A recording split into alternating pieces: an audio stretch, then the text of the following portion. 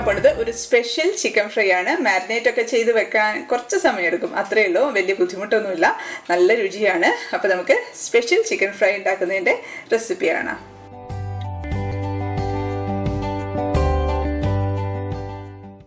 അപ്പോൾ നമ്മുടെ special chicken fry ഉണ്ടാക്കാനായിട്ട് ഒരു 1/2 കിലോ ചിക്കനാണ് എടുത്തു വെച്ചിരിക്കുന്നത്.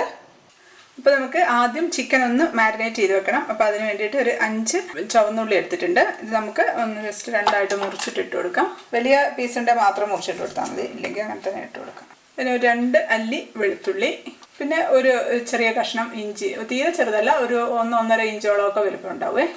അത് ഞാൻ 2ആയിട്ട് മുറിച്ചിട്ട് കൊടുക്കുകയാണ്. പിന്നെ ഒരു തണ്ട് കറിവേപ്പില, പിന്നെ കുറച്ച് മല്ലിയില, വളരെ കുറച്ചൊരു പേരിന് മാത്രം മതി. ഇനി അതിലേക്ക് നമുക്ക് ഒരു 3 ടീസ്പൂൺ മുളക് പൊടി ഇട്ട് കൊടുക്കാം. കാശ്മീരി ചില്ലി പൗഡറാണ്. ഒരു 1/4 ടീസ്പൂൺ മഞ്ഞൾപ്പൊടി, ഒരു 1/4 ടീസ്പൂണൊക്കെ കുരുമുളക് പൊടി ഇട്ട് കൊടുക്കാം.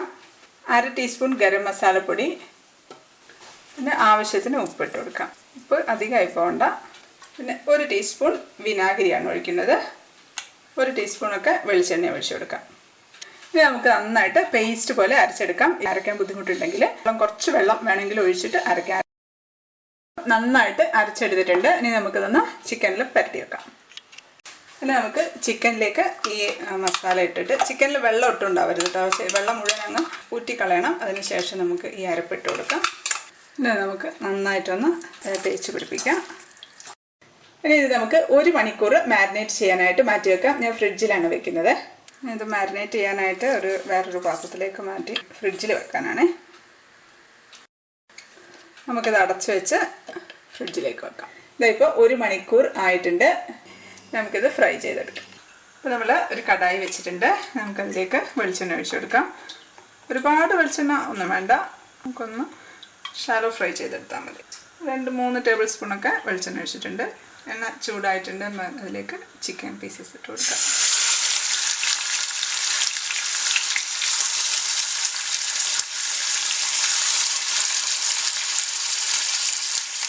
ഇനി നമുക്ക് അടച്ച് വെച്ച് മീഡിയം ഫ്ലെയിമിൽ ഒന്ന് വേവിച്ചിട്ട് ഫ്രൈ ചെയ്തിട്ട് എടുക്കാം. അങ്ങനെയാവുന്ന സമയത്ത് മസാലയൊക്കെ നന്നായിട്ട് പിടിക്കുകയും ചെയ്യും. അധികം എണ്ണയൊന്നും ആവശ്യവും ഇല്ല. ചിക്കൻ അവിടെ ഫ്രൈ ആവുന്നുണ്ട്. ആ സമയത്ത് നമുക്ക് ഒരു 10 ചുവന്നുള്ളി എടുത്തിട്ടുണ്ട്. അത് നമുക്ക് ഇട്ട് കൊടുക്കാം ഒരു മിക്സിയുടെ ജാറിലേക്ക്. ചുവന്നുള്ളി ഇല്ലെങ്കിൽ സവാള എടുത്താലും മതി കേട്ടോ, പക്ഷെ കുറച്ചുകൂടെ ടേസ്റ്റ് ചുവന്നുള്ളിയാണ്. ഇതൊരു 5 ചുവന്ന മുളകാണ്. അതൊന്ന് കഴുകിയിട്ടിട്ട് കൊടുക്കാം. അതിലേക്ക് വളരെ ചെറിയൊരു കഷ്ണം ഇഞ്ചിയാണ്. നേരത്തെ മാരിനേറ്റ് ചെയ്യാൻ വേണ്ടി എടുത്ത മസാലയുടെ അത്രയും വേണ്ട, ചെറിയൊരു കഷ്ണം മതി. ഒരു ചെറിയ വെളുത്തുള്ളി. നമുക്കൊരു തക്കാളിയുടെ പകുതി, ചെറിയ തക്കാളി ആണെങ്കിൽ 1 എടുക്കാം കേട്ടോ. ഇതൊരു മീഡിയം സൈസ് വലിപ്പമുള്ള തക്കാളിയാണ്, അത് പകുതി മതി. ഇനി നമുക്ക് ഒന്ന് അരച്ചെടുത്തിട്ട് വരാം. ഒരുപാട് സമയം അങ്ങ് അരയ്ക്കേണ്ട, വെള്ളമൊന്നും ഒഴിക്കേണ്ട. മുളകിൻ്റെ തരിയൊക്കെ കാണുന്ന തരത്തിൽ വേണം അരയ്ക്കാനായിട്ട്. ഇതപ്പം ഒന്ന് അരച്ചെടുത്തിട്ടുണ്ട്. ഇതിപ്പം അതിൻ്റെ മുളകിൻ്റെ തരികളൊക്കെ ഇങ്ങനെ ഒരുപാട് അങ്ങ് അരഞ്ഞതായിട്ടൊന്നുമില്ല, തരികളൊക്കെ കാണാനുണ്ട്. ആ ഒരു പരുവത്തിന് മതി. ഇതൊക്കെ ഒന്ന് തുറന്ന് നോക്കി നമുക്കൊന്ന് തിരിച്ചിട്ട് കൊടുക്കാം. അപ്പോൾ ചിക്കനിൽ നിന്നൊക്കെ നന്നായിട്ട് വെള്ളം ഇറങ്ങിയിട്ടുണ്ട്. ഒരുപാട് സിമ്മിൽ വെക്കണ്ടെന്ന് അതുകൊണ്ടാണ് പറഞ്ഞത്. ഒരുപാട് അങ്ങ് വെള്ളം അങ്ങ് ഇറങ്ങി ഫ്രൈ ആക്കി എടുക്കാനല്ലേ. വെള്ളം ഒന്ന് തിരിച്ചിട്ട് കൊടുക്കാം.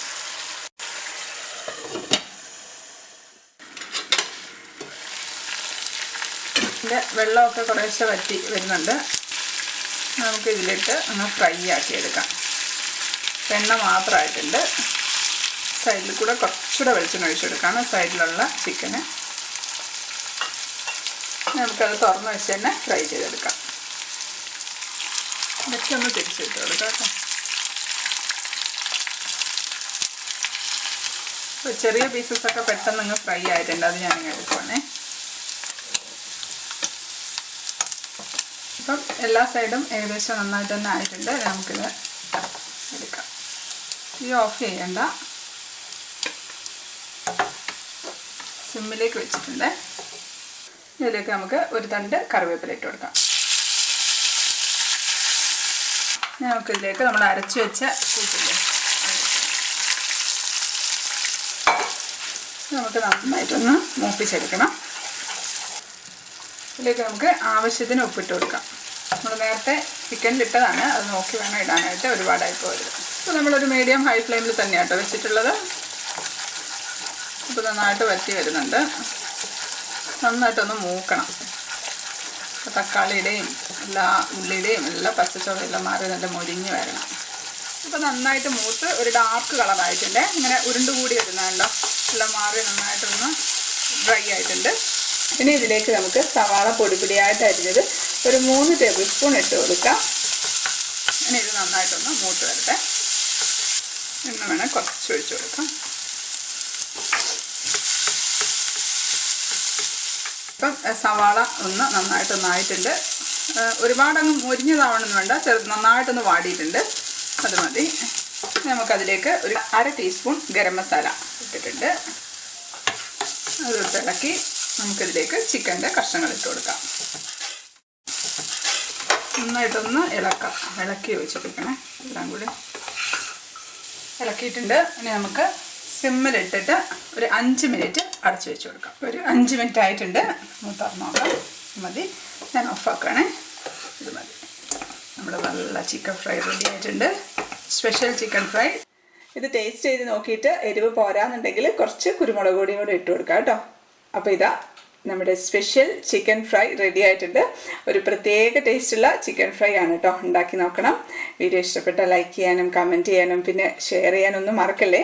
അപ്പോൾ നമുക്ക് അടുത്തൊരു അടിപൊളി റെസിപ്പി ആയിട്ട് കാണാം. അതുവരേക്കും സ്റ്റേ ഹാപ്പി, സ്റ്റേ പോസിറ്റീവ്.